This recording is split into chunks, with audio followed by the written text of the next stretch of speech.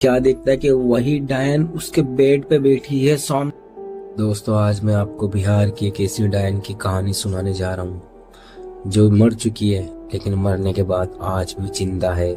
लोगों के दिलों में उसका खौफ आज भी है।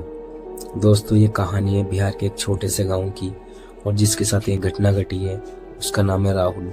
राहुल दिल्ली में रहता है अपनी फैमिली के साथ, लेकिन बिहार में उसके मामा का घर था। गर्मियों का टाइम था, तो दोस्तों राहुल जो है 12th क्लास में था। 12th क्लास में जब गर्मियों की छुट्टी मिलती है स्कूल से, तो राहुल जिद करता है अपने मामा के घर जाने की।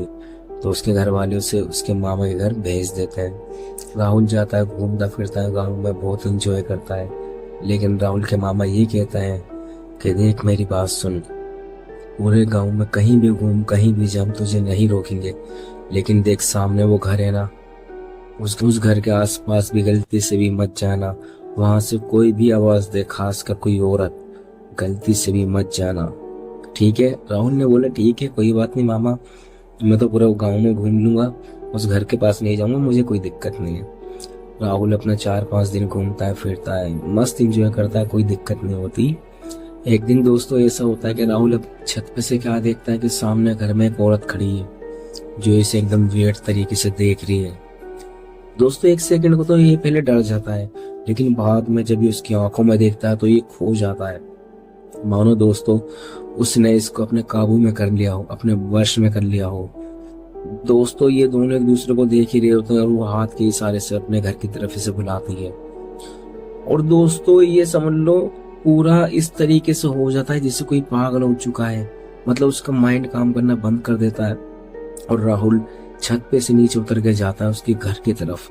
और जैसे ही उसका घर का दरवाजा खोलने वाला होता है, एकदम उसके मामा आके उसे पकड़ लेते हैं। राहुल, क्या कर रहा है तू यहाँ पे? तो राहुल झटके से एकदम होश में आता है, कहता कुछ नहीं मामा, कुछ नहीं, मैं यहाँ पे कैसे आया? राहुल के मामा कहते हैं कि तू यहाँ कैसे आया? तू यहाँ पे खुद खड़ा था, तू अंदर जा रहा था, मैंने तुझे अभी पकड़ा है, चल घर पर। राहुल के मामा राहुल को घर पर ले जाते हैं। उसके बाद दोस्तों, वहां पर एक आदमी था जिसने इन दोनों को एक दूसरे को देखते हुए देखा था। तो वो राहुल के मामा के पास जाते हैं और बताते हैं कि देख, ऐसे ऐसे बात है, जो तेरा भांजा है इसकी जान खतरे में है, क्योंकि उस डायन की नजर तेरे भांजे पे पड़ चुकी है। अगर तू चाहता है ये जिंदा रहे तो इसे अभी के अभी दिल्ली वापस भेज दे। राहुल के मामा और मामी घर में बैठ के बात करते हैं, और देर ना करते हुए उसी रात को राहुल को ट्रेन में बिठा के दिल्ली के लिए रवाना कर देते हैं। दोस्तों, राहुल अगले दिन दिल्ली आ जाता है, लेकिन आने के बाद जब वो अपने घर में घुसता है, और घर में घुसने के बाद दोस्तों जब वो अपने रूम में घुसता है और रूम का दरवाजा खोलता है, तो सामने क्या देखता है कि वही डायन उसके बेड पे बैठी है सामने, जो बिहार में थी। उसे देख के राहुल एकदम चीख मारते हुए नीचे भागते हुए जाता है, और जाके अपने मम्मी पापा को सारी बात बताता है कि ऐसे ऐसे एक औरत बैठी है मेरे रूम के अंदर। राहुल की मम्मी पापा भागते हुए आते हैं और ऊपर आके देखते हैं तो सच में वो डायन वही बैठी थी, और वो भी डर के मारे चीखते हैं और भागते हुए अपने पड़ोसी के पास जाते हैं और पड़ोसी को पूरा किस्सा बताते हैं। पड़ोसी सारी बात सुनने के बाद कहते हैं कि ये कोई पुलिस केस नहीं बनता, हमें पता है क्या करना है। वो एक बाबा के पास जाते हैं और उस बाबा को लेके आते हैं। बाबा घर में कहते हैं कि मैं अकेला जाऊंगा, आप सब यहीं रुकना, मेरे पीछे कोई मत आना। बाबा अंदर जाते हैं और आधे पौन घंटे बाद बाहर आते हैं। वो कहते हैं हाँ, तुम्हारे घर में डायन आई है, वो भी बिहार से आई है, और इसे भेजना बहुत मुश्किल है। तो राहुल के घर वाले कहते हैं कि बाबा कुछ ना कुछ तो करो, हमारी लड़की की जान खतरे में है।